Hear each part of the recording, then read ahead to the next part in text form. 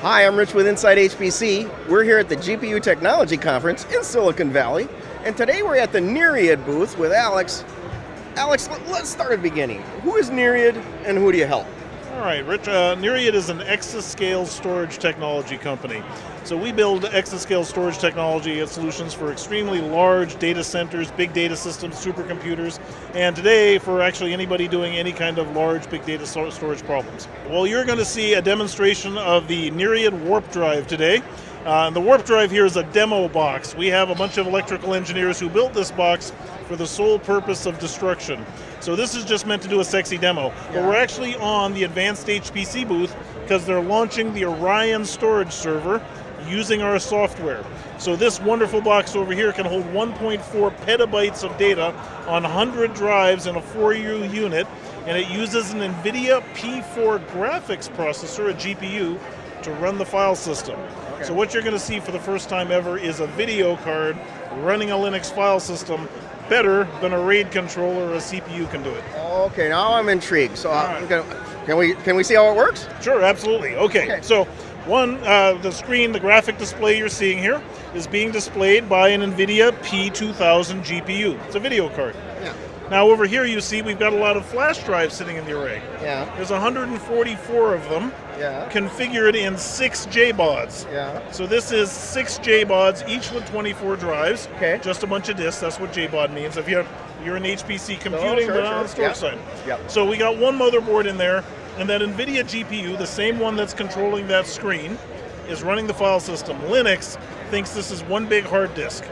As far as Linux knows, we're just running one giant file system on top of this thing. Gotcha. Now what we're going to show you is something crazy. This technology was originally developed for the Square Kilometer Array telescope. So they're trying to process and store 80 petabytes of astronomical data a day, and the cost of the network fabric and the storage was 70% of the budget for the project.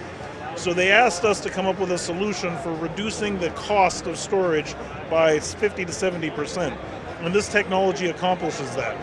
So I'm going to show you something nobody else has ever seen before. This is the first version of the product launching today. Okay. All right. So we're going to run, go ahead, Raph, fire it up. So what we're going to show you here is we have stored a video on this storage array. There it is. Yep. That's a 4K raw video uncompressed. There's only one copy of it on this array. Now you see the lights flashing there? Yeah. This array is all running in parallel. Every frame of the video, all of it is stored in all across this array in pieces. The GPU is reassembling it in real time. Oh, okay. So what happens, for example, if a drive breaks?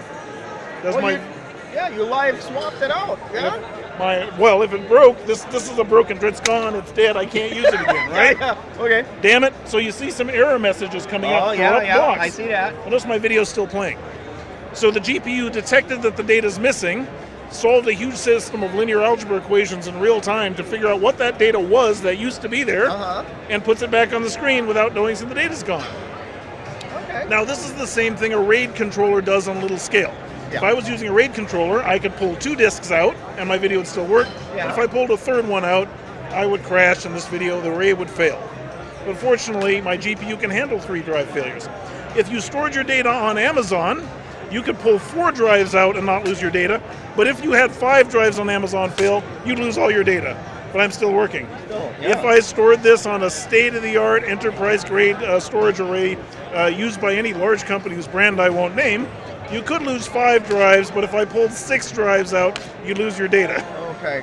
However, this array is running erasure encoding, that's error correction, supercomputed at 2 orders of magnitude the scale of anything any RAID controller is capable of. So we can do...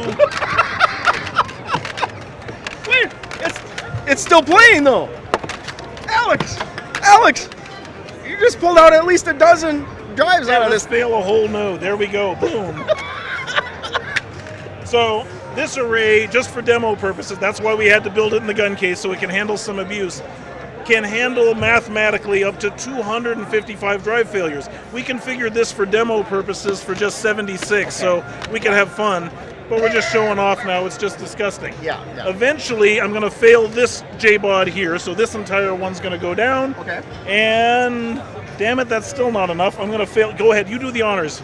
flip a switch, just hit it. The red. Here we go. Turn on, hit the red switch. Flip the switch. Boom, that probably killed us. Okay, yeah. It's doing a bunch of math. It says, I can no I did longer it. prove that the data's there. Sorry. See? You broke it. You broke it, I was finally. able to, yeah. So the beauty is that an ordinary storage array, you could never build one on this scale.